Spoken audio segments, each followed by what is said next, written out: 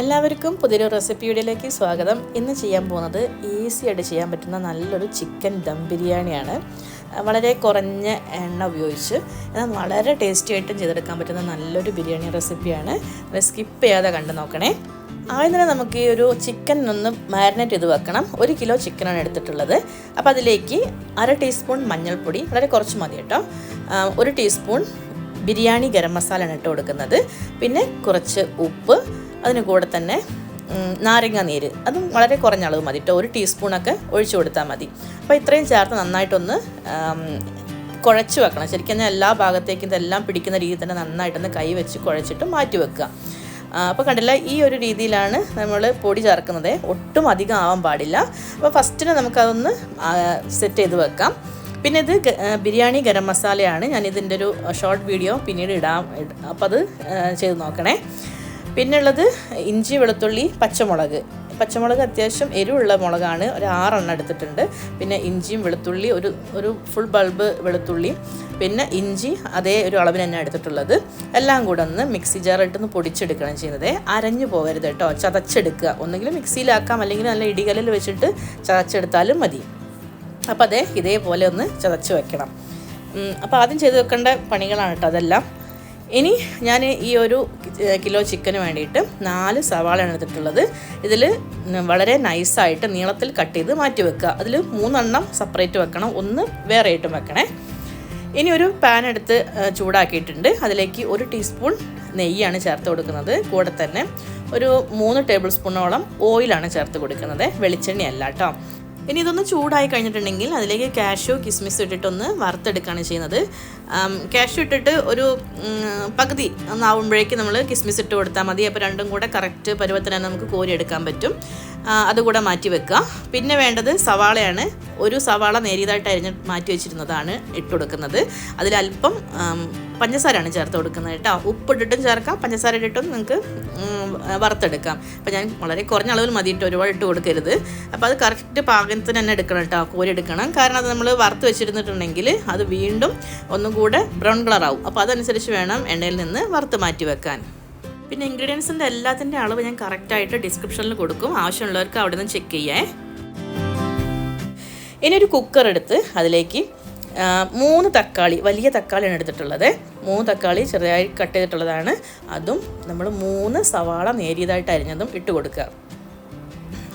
ഇതിന് കൂടെ തന്നെ ഇഞ്ചി, വെളുത്തുള്ളി, പച്ചമുളക് ചതച്ചത് 3 ടേബിൾ സ്പൂൺ ഇട്ട് കൊടുക്കുന്നുണ്ട്. അപ്പോൾ അളവ് കറക്റ്റ് ശ്രദ്ധിച്ചോളൂ കേട്ടോ. അതിലേക്ക് മല്ലിയില 1 പിടി, പിന്നെ അതുപോലെ പുതിനയിലയും 1 പിടി ഇട്ട് കൊടുക്കുന്നുണ്ട്. കൂടെ തന്നെ നമ്മുടെ ബിരിയാണി ഗരം മസാല, സാദാ ഗരം മസാല അല്ല കേട്ടോ ചേർക്കുന്നത്. പിന്നെ ഉപ്പ്, പാകത്തിന് ഉപ്പും ചേർത്ത് കൊടുത്തു. നന്നായിട്ടൊന്ന് മിക്സ് ചെയ്ത് വെക്കുക. വെറുതെ ഒന്ന് സ്പൂൺ വെച്ചൊന്ന് ഇളക്കിയാൽ മതി. അതിലേക്ക് 1 ടേബിൾ സ്പൂൺ വെള്ളം, അത്ര മാത്രം മതിയേ. വെള്ളം ഒട്ടും കൂടി പോകണ്ട. 1 ടേബിൾ സ്പൂൺ വെള്ളം മാത്രം ഒഴിച്ചിട്ട് മൂടി വെച്ച് ഒറ്റ വിസിൽ മാത്രം അടിച്ചതിന് ശേഷം ഓഫ് ചെയ്യുക. അപ്പോൾ ആ ഒരു കുക്കിംഗ് ടൈം അത് മാത്രം കേട്ടോ, അതിൽ കൂടുതൽ വിസിൽ വേണ്ട. പിന്നെ വേണ്ടത് ജീരകശാല റൈസാണ്, കൈമ റൈസ്. ഞാൻ നന്നായിട്ട് കഴുകിയിട്ടുണ്ടത് 4 ഗ്ലാസ് ആണ് എടുത്തിട്ടുള്ളത്. നമ്മൾ ഏത് അളവിലാണോ വേണ്ടത്, എല്ലാവർക്കും അറിയാലോ ഓരോരുത്തർ വീട്ടിൽ എത്രത്തോളം വേണമെന്നുള്ളത്. അപ്പോൾ അതനുസരിച്ച് ആ റൈസ് എടുക്കുക. ഞാനിവിടെ 4 ഗ്ലാസ് എടുത്തിട്ടുണ്ട്. നന്നായിട്ട് കഴുകിയതിന് ശേഷം 15 മിനിറ്റ് കുതിർത്ത് പിന്നെ ഊറ്റി വെച്ചിരിക്കുന്ന റൈസാണിത്. ഇതനുസരിച്ച് വേണം നമുക്ക് വെള്ളം എടുക്കാനായിട്ടോ. നമ്മൾ എത്ര ആണോ അരി എടുക്കുന്നത് അതിൻ്റെ ഇരട്ടിയിൽ നിന്ന് 1 ഗ്ലാസ് കുറയ്ക്കും. ഞാൻ എപ്പോഴും അങ്ങനെ ചെയ്യാറുള്ളത്. അപ്പോൾ 4 ഗ്ലാസ്സിന് 8 ഗ്ലാസ് ആണെങ്കിൽ അതിൽ 7 ഗ്ലാസ് വെള്ളമാണ് എടുത്തിട്ടുള്ളത്. അത് ലൈറ്റായിട്ട് ചൂടാക്കി വെക്കണം. നമ്മൾ ഒരു ഭാഗത്ത് റൈസ് കുക്ക് ചെയ്യാൻ നേരം ഒരു ഭാഗത്ത് ഇതേപോലെ ചെറിയ ചൂടിൽ വെള്ളം ഒന്ന് ചൂടാക്കി വെക്കുക. ഇനി നമുക്ക് റൈസ് ഉണ്ടാക്കാം. അതിന് വേണ്ടി ഞാനിവിടെ ഒരു അടികട്ടിയുള്ളൊരു പാത്രം എടുക്കണം കേട്ടോ. അതിലേക്ക് നെയ്യ് 1 ടീസ്പൂൺ ഇട്ട് കൊടുത്തു. ഒരു 3 ടേബിൾ സ്പൂണോളം ഓയിലാണ് ഒഴിച്ചു കൊടുത്തത്. ഇനി ഇതിലേക്ക് വളരെ കുറഞ്ഞ അളവിൽ 1 ടീസ്പൂൺ മല്ലി അരിഞ്ഞതും, പിന്നെ പുതിനയില അരിഞ്ഞത്, കുറച്ച് സവാള, ഒരു കുഞ്ഞു സവാളയുടെ പകുതി മതി. പിന്നെ പട്ട, ഗ്രാമ്പൂ, ഏലക്ക, പെരിഞ്ചീരകം, തക്കോലം, ജാതിപത്രി. അപ്പോൾ ഇത്രയും സാധനങ്ങൾ ഇത് അളവ് കണ്ടില്ലേ, ഈ ഒരു പാകത്തിനാണ് എടുക്കുന്നത്. വളരെ കുറഞ്ഞ അളവ് മതി എല്ലാം. ഇനി ഇതെല്ലാം ഒരുമിച്ച് തന്നെ ഇട്ട് കൊടുക്കുക. എന്നിട്ട് ചെറുതായിട്ടൊന്ന് മൂപ്പിച്ചെടുക്കുക. ഒരുപാട് ബ്രൗൺ കളർ, സവാള ബ്രൗൺ ആവരുത് കേട്ടോ, അതിൻ്റെ മുന്നൊന്ന് വാടിയാൽ മതി. ആ ഒരു ഭാഗത്തിലാണ് അരി ഇട്ട് കൊടുക്കുന്നത്. അപ്പോൾ അതുകൂടെ ചേർത്ത് നന്നായിട്ടൊന്ന് വറുത്തെടുക്കണം. ഒരു 3-4 മിനിറ്റ് നമ്മൾ മീഡിയം ഫ്ലെയിമിൽ ഇട്ടിട്ട് വേണം ഒന്ന് ഇതേപോലെ വറുത്തെടുക്കാൻ. അരിയുടെ കളർ ഒന്ന് മാറും, ഒരു ചെറിയ ട്രാൻസ്പെറൻറ്റ് കളറാകുമ്പോൾ ആണ് നമ്മൾ ഇതിനകത്തേക്ക് വെള്ളം ഒഴിച്ച് കൊടുക്കുന്നത്. അപ്പോൾ അത്രയും നേരം ഒന്ന് കൈയെടുക്കാതെ ഇളക്കിക്കൊണ്ട് തന്നെ ഇരിക്കണേ. അപ്പോൾ അതെ ഈ ഒരു പാകത്തിന് നമ്മൾ വെള്ളം ഒഴിച്ച് കൊടുക്കുകയാണ്. ഇളം ചൂടുള്ള വെള്ളം കേട്ടോ ഒഴിച്ച് കൊടുക്കേണ്ടത്. അതിൻ്റെ കൂടെ തന്നെ നാരങ്ങാനീര് അല്പം ചേർത്ത് കൊടുക്കുന്നുണ്ട്. ഒരു 2 ടേബിൾ സ്പൂണോളം ഒഴിച്ച് കൊടുക്കുക. നാരങ്ങയുടെ പുളിയൊക്കെ അനുസരിച്ച് ചേർത്ത് കൊടുത്താൽ മതി. പാകത്തിന് ഉപ്പ് അറിയാലോ, റൈസിലൊന്ന് മുന്നിലേക്ക് നിൽക്കണം ആ ഒരു വെള്ളത്തിൽ ഉപ്പിൻ്റെ പാകം. അപ്പോൾ അതുകൂടെ ചേർത്ത് നന്നായിട്ടൊന്ന് ഇളക്കി നമ്മൾ ഇനി ഹൈ ഫ്ലെയിമിലാണ് വെച്ച് കൊടുക്കുന്നത്. മൂടി വെക്കണം കേട്ടോ. മൂടി വെച്ചിട്ട് ഹൈ ഫ്ലെയിമിൽ ഈ ഒരു റൈസും വെള്ളം ഒരേ ലെവലാകുന്നത് വരെ ഹൈയിൽ തന്നെ വെക്കുക. അതിന് ശേഷം കുറച്ച് കൊടുത്താൽ മതി. ഇനി വേണ്ടത് ഈ ഒരു ഗ്രേവി ഉണ്ടാക്കുകയാണ്. അതിന് വേറൊരു പാത്രം എടുത്ത് വെച്ചിട്ടുണ്ട്. അതിലേക്ക് നമ്മൾ അണ്ടിപ്പരിപ്പ് മുന്തിരി എല്ലാം വറുത്ത ഓയിലുണ്ടല്ലോ, അതിൽ നിന്ന് 2 ടേബിൾ സ്പൂൺ ഒഴിച്ച് കൊടുത്തു. ഇനി നമുക്ക് കുക്കർ ഒന്ന് തുറന്ന് നോക്കാം. അതിൻ്റെ ആവിയെല്ലാം പോയിട്ടുണ്ട്. അപ്പോൾ നമ്മുടെ ഈ ഒരു വെജിറ്റബിൾ എല്ലാം എന്തൊക്കെ ഒന്ന് വാടിയിട്ടുണ്ട് നന്നായിട്ട്. ഇനി ഇത് ആ ഒരു പാത്രത്തിലേക്ക് ഒഴിച്ചു കൊടുക്കാം.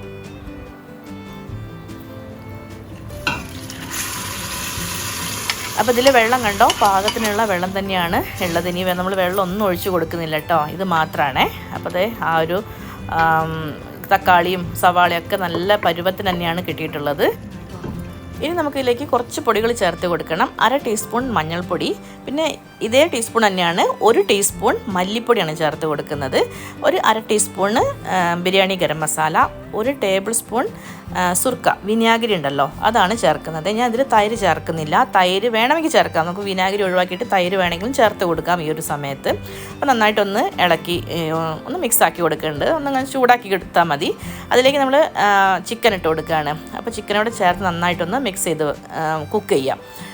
ഇനി ഇതിലേക്ക് വെള്ളം ഒഴിക്കുന്നില്ല കേട്ടോ. ചിക്കനിൽ ഇറങ്ങുന്ന വെള്ളവും പിന്നെ നമ്മുടെ ആ ഒരു സവാള തക്കാളി ആ ഒരു മിക്സിലുള്ള ആ ഒരു പാകത്തിനുള്ള വെള്ളം ഉണ്ടായിരിക്കും ഇതിൽ. ഇനി ഇതൊന്ന് മൂടി വെച്ച് മീഡിയം ഫ്ലെയിമിൽ തന്നെ വേവിച്ചെടുത്താൽ മതി. ഇടയ്ക്കൊന്ന് ഇളക്കാം. അതേ സമയത്ത് തന്നെ നമ്മുടെ റൈസ് ഇവിടെ പാകത്തിന് ആയിട്ടുണ്ട്. ആ ഒരു റൈസും വെള്ളവും ഒരേ ലെവലെത്തി, കണ്ടില്ലേ? അപ്പോൾ അത് ഒന്ന് ഇളക്കി ഇടുക കേട്ടോ. മോൾ ഭാഗത്തുള്ളത് കുറച്ച് വേവ് കുറവായിരിക്കും അരി. അപ്പോൾ ആ ഒരു റൈസ് അടിഭാഗത്തുള്ളതൊന്ന് മുകളിലേക്ക് ആക്കിയിട്ട് ഒന്ന് മെല്ലെ നീക്കി ഇതേപോലെ ഒന്ന് മൂടി വെച്ച് മീഡിയം ടു ലോയിലേക്ക് മാറ്റി വെച്ചാൽ മതിയെ. ഇനി ഹൈ ഫ്ലെയിമിൽ വെക്കണ്ട. അപ്പോൾ അതേ നമ്മുടെ ചിക്കൻ ഇവിടെ ആദ്യത്തെ ഒരു പാകം ആയിട്ടുണ്ട്. അതിൽ നിന്നുള്ള വെള്ളമെല്ലാം ഇറങ്ങി, കണ്ടില്ലേ? ഇതേ ഒരു പാകത്തിലാണ് കേട്ടോ ഉള്ളത്.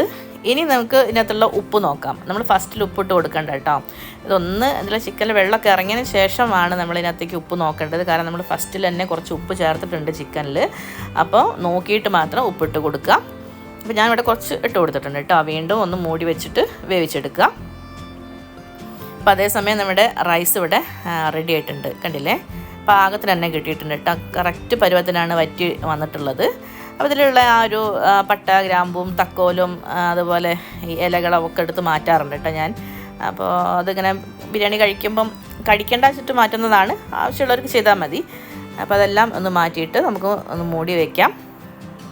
അപ്പോൾ തീയെല്ലാം ഓഫ് ചെയ്തു കേട്ടോ. കറക്റ്റ് പാകം ആയതിനിപ്പോൾ തന്നെ ഞാനത് തീയെല്ലാം ഓഫ് ചെയ്ത് മാറ്റി വെച്ചിരിക്കുകയാണ്. അപ്പോൾ നമ്മുടെ റൈസ് ഇവിടെ റെഡി ആയിട്ടുണ്ട്. അതേസമയം ഇവിടെ ഈ ഒരു ചിക്കൻ്റെ ഗ്രേവിയും കറക്റ്റ് ആയിട്ട് വന്നിട്ടുണ്ട്. ഇപ്പോൾ ഇതിൻ്റെ പാകം ചിക്കൻ വെന്ത് ഒരു 3/4 വേവോളം ആയിട്ടുണ്ട്. ഇനി ഇതിൽ ആ ഒരു വെള്ളം ഒന്ന് വറ്റി വരണം. അപ്പോൾ അതിന് മുന്നേ ആയിട്ട് നമുക്കിതിനകത്ത് അല്പം ഞാൻ പഞ്ചസാര ചേർത്ത് കൊടുക്കുന്നുണ്ട്. അത് നല്ലതാണ്, അതിൻ്റെ ഒരു മസാല കുത്തലും കാര്യങ്ങളൊക്കെ ഒന്ന് മാറാൻ. ലൈറ്റായിട്ട് കേട്ടോ, മധുരമൊന്നും ഉണ്ടാവില്ല. അപ്പോൾ ലൈറ്റായിട്ട് ചേർത്ത് കൊടുക്കുമ്പോൾ കുറച്ചുകൂടെ ടേസ്റ്റ് കൂടും. അതിലേക്ക് മല്ലിയിലയും പുതിനയിലയും കുറേശ്ശെ ഇട്ട് കൊടുക്കാം. നമുക്കിഷ്ടം എത്രയാണോ അത്ര ഇട്ട് കൊടുക്കാം കേട്ടോ. അങ്ങനെ അതിന് കണക്കൊന്നുമില്ല. അപ്പോൾ അതോടെ ചേർത്ത് അതിനകത്തേക്ക് കുറച്ച് നമ്മുടെ ഗരം മസാല, ബിരിയാണി ഗരം മസാലയും കൂടെ ചേർത്ത് കൊടുക്കുകയാണേ. അപ്പോൾ ഞാൻ പറഞ്ഞല്ലോ, ഈ മസാലപ്പൊടികൾ വ്യത്യാസമുണ്ട് കേട്ടോ. സാധാ ഗരം മസാലയും ബിരിയാണി ഗരം മസാലയ്ക്കും നല്ല മാറ്റമുണ്ട്. അപ്പോൾ അതിൻ്റെ ഒരു വീഡിയോ ഞാൻ മുന്നേ പറഞ്ഞിട്ടുണ്ടായിരുന്നു. ഷോർട്ട് വീഡിയോ ആയിട്ട് ഇട്ട് തരുന്നുണ്ട്. അപ്പോൾ ആവശ്യമുള്ളവർക്കത് കണ്ടു നോക്കാം. ഇതിലേക്ക് നമ്മൾ വറുത്ത് വെച്ചിരുന്ന ഒരു ഉള്ളി ഉണ്ടല്ലോ, അതിൽ നിന്ന് പകുതി ഞാൻ ഈ ഗ്രേവിയിലേക്ക് ഇട്ട് കൊടുക്കുന്നുണ്ട്. അപ്പോൾ അതേ ഒന്ന് തിക്കായ ശേഷം അത് നമുക്ക് മാറ്റി വെക്കാം. ഇനി ഞാനിവിടെ എൻ്റെ കയ്യിലൊരു മുളം കുറ്റി ഉണ്ടായിരുന്നു, പുട്ടുകുറ്റീൻ്റെ മുളയുടേത്. അപ്പോൾ അതിൽ ഞാനൊന്ന് ആവി കയറ്റി എടുക്കുന്നുണ്ട്. അപ്പോൾ അതിന് വേണ്ടി ഇവിടെ കുറച്ച് മൈദ നമുക്ക് ഒന്ന് ഒട്ടിച്ചെടുക്കാനുണ്ട്. അപ്പോൾ അതിന് വേണ്ടി കുറച്ച് മൈദയിൽ വെള്ളം ചേർത്ത് ഒന്ന് കുഴച്ച് ഇതേപോലെ ഒരു മാവാക്കി മാറ്റി വെക്കുക. ഒന്ന് ഒട്ടിച്ച് വെക്കാനുള്ളതാണ് അതിന് വേണ്ടിയിട്ട്. അപ്പോൾ അതിന് നമുക്കൊന്ന് മുളം കുറ്റിയിലൊന്ന് ചെയ്ത് നോക്കാം. നമ്മളെപ്പോഴും കാണാറുണ്ടല്ലോ മുളം കുറ്റി ബിരിയാണി, മുള ബിരിയാണിയൊക്കെ ചെയ്യുന്നത്. അപ്പോൾ അതുപോലെ ഒന്ന് ചെയ്ത് നോക്കിയതാണ്. അപ്പോൾ അതിൻ്റെ ഉള്ളിൽ കുറച്ച് നെയ്യാണ് തേച്ച് കൊടുക്കുന്നത്. ഇനി അതിലേക്ക് അല്പം ചോറിട്ട് കൊടുക്കുക. നമ്മൾ വെന്ത റൈസ് ഉണ്ടല്ലോ, അതൊരു 2-3 സ്പൂണാണ് ഇട്ട് കൊടുക്കുന്നത്. അതിലേക്ക് ഒരു മുട്ട വേവിച്ചത് ചേർത്ത് കൊടുക്കുന്നുണ്ട്. അപ്പോൾ നമ്മളിങ്ങനെ കാണാറുണ്ടല്ലോ ഈ മുളക് ഇങ്ങനെ കുറ്റിയിൽ നിന്നൊക്കെ പുറത്തേക്ക് വരുമ്പോൾ മുട്ടയും ഒക്കെ ആയിട്ട് ചേർത്തിട്ടാണത് വരിക. അപ്പോൾ അതിൽ ഒരു കോഴിമുട്ട പുഴുങ്ങിയതും പിന്നെ നമ്മുടെ ചിക്കൻ്റെ ഗ്രേവി, അതിനകത്ത് കുറച്ച് കഷ്ണങ്ങളും പിന്നെ അതിന് മീതെ വീണ്ടും റൈസ് ഇട്ട് കൊടുക്കുന്നുണ്ട്. ഇതിന് ഏറ്റവും മുകളിലായി പുട്ടുകുറ്റീൻ്റെ ചില്ലുണ്ടല്ലോ, അത് വെച്ചൊന്ന് അടയ്ക്കാം. ഇനി എൻ്റെ മീതെ നമ്മുടെ മാവ് ഒട്ടിച്ചു കൊടുക്കുക. ഇതിന് പകരം വാഴയിലയും വെക്കാം കേട്ടോ. വാഴയില വെച്ചിട്ടും കവർ ചെയ്താൽ മതി, നല്ല ഫ്ലേവർ വരും ഉള്ളിലേക്ക്. ഇനി ഈ ഒരു മാവിൻ്റെ മുകളിലായിട്ട് ഫോയിൽ പേപ്പർ അതൊരു പീസ് ഇട്ട് കൊടുത്ത് ഒന്ന് ഒട്ടിച്ച് വെക്കുക. അപ്പോൾ കറക്റ്റായിട്ട് ഒട്ടി നിൽക്കും അവിടെ, ആവിയൊന്നും പുറത്തേക്ക് പോവില്ല. അപ്പോൾ നല്ല ചൂടായിട്ടുള്ള മൺകുടക്കയിൽ വെള്ളമുണ്ട് ഇരിക്കുന്നത്, അതിലേക്കാണ് ഇറക്കി വെച്ച് കൊടുക്കുന്നത്. ഇനി നന്നായിട്ട് ഒരു 15-20 മിനിറ്റ് അതിന് ആവി കയറ്റണം. അത്രയും നേരം വേണ്ടി വരും നന്നായിട്ടൊന്ന് ആവി കയറിയെടുക്കാൻ, അപ്പോഴതിൻ്റെ അതിൻ്റെ ആ ഒരു ഫ്ലേവറൊക്കെ ഇറങ്ങുള്ളൂ. അപ്പോൾ അതേ ഒരു സൈഡിൽ അതിങ്ങനെ ആവി കയറിക്കൊണ്ടിരിക്കുകയാണ്. അപ്പോൾ അതേ സമയത്ത് ഞാനിവിടെ ബാക്കിയുള്ള റൈസും കാര്യങ്ങളെല്ലാം സെറ്റ് ചെയ്ത് വെച്ചിട്ടുണ്ടായിരുന്നു. അപ്പോൾ ഞാനത് ക്ലിപ്പ് എൻ്റെ അടുത്ത് നിന്ന് മിസ്സായിട്ടുണ്ട് കേട്ടോ. എല്ലാവർക്കും അറിയുന്നതായിരിക്കും ദമ്മിടാൻ. ഞാൻ പാത്രത്തിൻ്റെ ഏറ്റവും അടിയിൽ നമ്മൾ കുറച്ച് ഗ്രേവിയോട് കൂടെയുള്ള നമ്മുടെ ചിക്കൻ്റെ ആ ഒരു മിക്സും പിന്നെ മീതെ റൈസ് പിന്നെ കുറച്ച് മല്ലിയില, പുതിനയില, കാഷ്യൂ, കിസ്മിസ്, പിന്നെ സവാള വറുത്തത്, അങ്ങനെ 2 ലെയറായിട്ടാണ് ഇട്ട് കൊടുത്തിട്ടുള്ളത്.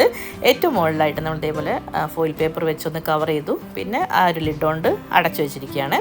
ഇത് ചൂടായ തവയിലേക്ക് എടുത്ത് വെക്കുകയാണ് ചെയ്തിട്ടുള്ളത്. ഇനി ഇതൊരു 25 മുതൽ 30 മിനിറ്റ് വരെ ദം ചെയ്തെടുക്കാം. അപ്പോൾ ഒരു മീഡിയം ടു ലോയിൽ വെച്ചാൽ മതി. അതേസമയം ഇവിടെ മുള ബിരിയാണിയിലും നന്നായിട്ട് ആവി കയറിക്കൊണ്ടിരിക്കുകയാണ്.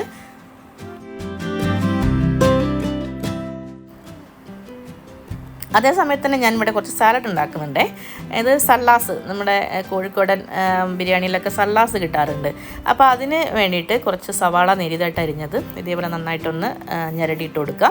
അതിലേക്ക് മല്ലിയില, പിന്നെ കുക്കുംബർ, ക്യാരറ്റ് നെരിതായിട്ട് അരിഞ്ഞതും കറിവേപ്പിലയും കൂടെ ഒന്ന് പിച്ചിട്ട് കൊടുക്കുക. ഉപ്പ് ചേർത്ത് പിന്നെ അല്പം പഞ്ചസാര, ഒരു നുള്ളു പഞ്ചസാര കേട്ടോ, അതുകൂടെ വേണം, അങ്ങനെയാണെങ്കിൽ ടേസ്റ്റ് കൂടുള്ളൂ. എല്ലാം കൂടി ഇട്ട് നന്നായിട്ട് കൈ വെച്ച് ഞെരടി എടുക്കണം.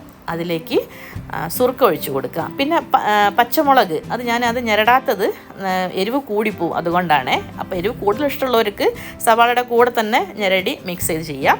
അപ്പോൾ ഇതിലേക്ക് ഇനി ഒരു പുളി അനുസരിച്ച് സുറുക്ക ഒഴിച്ച് കൊടുക്കുക, വിനാഗിരി അവിടെ ചേർത്ത് നന്നായിട്ടൊന്ന് മിക്സ് ചെയ്ത് വെച്ചിട്ടുണ്ടെങ്കിൽ അടിപൊളി സള്ളാസാണ്. നല്ല ടേസ്റ്റായിട്ട് അത് ബിരിയാണിയുടെ കൂടെ കഴിക്കാൻ അടിപൊളിയാണ്.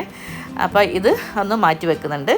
അതേസമയം തന്നെ കുറച്ച് തൈര് സാലഡും കൂടെ ഉണ്ടാക്കുന്നുണ്ട്. അതിനുവേണ്ടി സവാള മാത്രം, നമുക്ക് ഇഷ്ടമുള്ള വെജിറ്റബിൾ എല്ലാം എടുക്കുക കേട്ടോ. സവാളയെ അതിൻ്റെ കൂടെ കുക്കുംബർ, ക്യാരറ്റ് കാര്യങ്ങളെല്ലാം ചേർത്ത് കൊടുക്കാം. ഞാനിവിടെ സവാള നേരിട്ട് അരിഞ്ഞതും കുറച്ച് പച്ചമുളകും മല്ലിയിലയും മാത്രമാണ് ചേർക്കുന്നത്. ഇനി ഇതിലേക്ക് നല്ല കട്ട തൈരാണ് ഒഴിച്ച് കൊടുക്കുന്നത്. തൈര് നമ്മുടെ ഇഷ്ടാനുസരണം ഇട്ട് കൊടുക്കാം. അപ്പോൾ ഞാനിവിടെ ഒരു 4-5 സ്പൂൺ തൈര് ചേർത്ത് കൊടുക്കുന്നുണ്ട്. പിന്നെ അല്പം ഉപ്പ് കൂടെ ചേർത്ത് നന്നായിട്ടൊന്ന് മിക്സ് ചെയ്ത് വെക്കുക. ഇനി ഏറ്റവും അവസാനം ഒരു ഭംഗിക്ക് വേണ്ടിയിട്ട് കുറച്ച് കാശ്മീരി ചില്ലി പൗഡർ ഒന്ന് തൂവി കൊടുക്കുന്നുണ്ട്. അപ്പോൾ നല്ല ഭംഗിയല്ലേ കാണാൻ. അപ്പോൾ അങ്ങനെ ഈ 2 സാലഡും റെഡി ആയിട്ടുണ്ട് ഇവിടെ. ഇനി നമുക്കിത് ആവിയെല്ലാം കയറി നല്ല സെറ്റായിട്ടിരിക്കുന്ന മുള ബിരിയാണിയാണ് ആദ്യം തന്നെ സെർവ് ചെയ്യുന്നത്. അപ്പോൾ അതേ നന്നായിട്ട് ആവിയൊക്കെ വന്ന് വേറൊരു ടേസ്റ്റ് തന്നെയാണ് കേട്ടോ. അത് നമ്മുടെ വെള്ളമൊക്കെ തിളപ്പിച്ച് അതിൽ കൂടെ കയറുന്ന ആവി കയറ്റിയെന്നുള്ള ബിരിയാണിക്കും അല്ലാതെ ദം ചെയ്തെടുക്കുന്ന ബിരിയാണിക്കും ടേസ്റ്റ് വ്യത്യാസമുണ്ട് കേട്ടോ ചെറുതായിട്ട്. പിന്നെ അത് മുളയും കൂടെയല്ലേ, അപ്പോൾ അതിൻ്റെ ഒരു ചെറിയൊരു മാറ്റം തോന്നുന്നുണ്ട്. എന്നാൽ വലിയ ഒരു വമ്പൻ ടേസ്റ്റ് ഒന്നും പറയാൻ പറ്റില്ല. നമ്മുടെ സാധാ ദമ്മ് ബിരിയാണീൻ്റെയൊക്കെ ചെറിയൊരു മാറ്റം അത്രയേ ഉള്ളൂ. പക്ഷെ എന്നാലൊരു ഒരു വ്യത്യസ്തതയല്ലേ. നമ്മൾ മുള ബിരിയാണി കഴിക്കുക എന്ന് പറയുമ്പോൾ അതിനൊരു വേറൊരു ഫീല് അത്ര തന്നെ ഉള്ളൂ. അപ്പോൾ അതാ നമ്മുടെ പുട്ട് കുത്തുന്നത് പോലെ നമ്മുടെ പുട്ടും കുറ്റിയിൽ നിന്ന് നമ്മുടെ ബിരിയാണി പുറത്ത് ചാടിയിട്ടുണ്ട്. ഇനിയാണ് ഇതിൻ്റെ മുകളിലേക്ക് നമ്മൾ വറുത്ത് വെച്ചിരിക്കുന്ന കിസ്മിസും കാഷ്യൂം അതുപോലെ സവാളയും മല്ലിയിലയും പുതിനയിലയൊക്കെ തൂവി കൊടുക്കുന്നത്. അപ്പോൾ അതിൻ്റെ സൈഡ് ഡിഷൊക്കെ ഞാൻ ഇങ്ങനെ വെച്ചിട്ടുണ്ട്. ഇതിൻ്റെ കൂടെ തന്നെ നമുക്ക് അച്ചാർ, നമ്മുടെ കോഴിക്കോടൻ ബിരിയാണിയുടെ സ്പെഷ്യലാണ് ഡേറ്റ്സ് പിക്കിൾ എന്ന് പറയുന്നത്. ഡേറ്റ്സും ലെമണും കൂടെ ചേർന്നിട്ടുള്ളത്. അതിൻ്റെ ഒരു വീഡിയോ ഞാൻ ഇത് കഴിഞ്ഞിട്ട് പോസ്റ്റ് ചെയ്യാം കേട്ടോ. അപ്പോൾ അതും കൂടെ ചേർത്ത് നമുക്ക് കഴിക്കാം. അപ്പോൾ അതേ നമ്മുടെ പുഴുങ്ങിയ മുട്ടയും ചിക്കനും ഒക്കെ സെറ്റായിട്ടുള്ള കിടിലൻ ബിരിയാണി ഇവിടെ റെഡി ആയിട്ടുണ്ട് കേട്ടോ. നല്ല ടേസ്റ്റാണ് കഴിക്കാൻ. അപ്പോൾ ഞാൻ ഇത്രയും വിവരിച്ചിട്ടുണ്ടെങ്കിൽ നമുക്ക് ഒരുപാട് പണിയെടുക്കുന്ന പോലെ തോന്നണ്ട, അത്രയൊന്നുമില്ല കേട്ടോ. ഇത് ഞാൻ മുളകുറ്റി ഉള്ളത് കൊണ്ട് അതിലൊന്ന് സ്റ്റീം ചെയ്തേ ഉള്ളൂ. അപ്പോൾ അതേ നമ്മൾ ദം ചെയ്തെടുത്തിട്ടുള്ള ഈ ഒരു ബിരിയാണി നല്ല മണമാണ് കേട്ടോ. അതിങ്ങനെ കോരിയെടുക്കുമ്പോൾ തന്നെ നമ്മളെ കുതിപ്പിക്കുന്ന മണമാണ് ഇതിനുള്ളത്. നല്ല ടേസ്റ്റുമാണ് ഇത്. ശരിക്കും പറഞ്ഞിട്ടുണ്ടെങ്കിൽ എളുപ്പത്തിൽ ഈസി ആയിട്ട് ഞാൻ ഉണ്ടാക്കുന്ന ഒരു രീതിയാണ് കേട്ടോ ഇത്. അതാണ് ഞാൻ ഷെയർ ചെയ്തിട്ടുള്ളത്.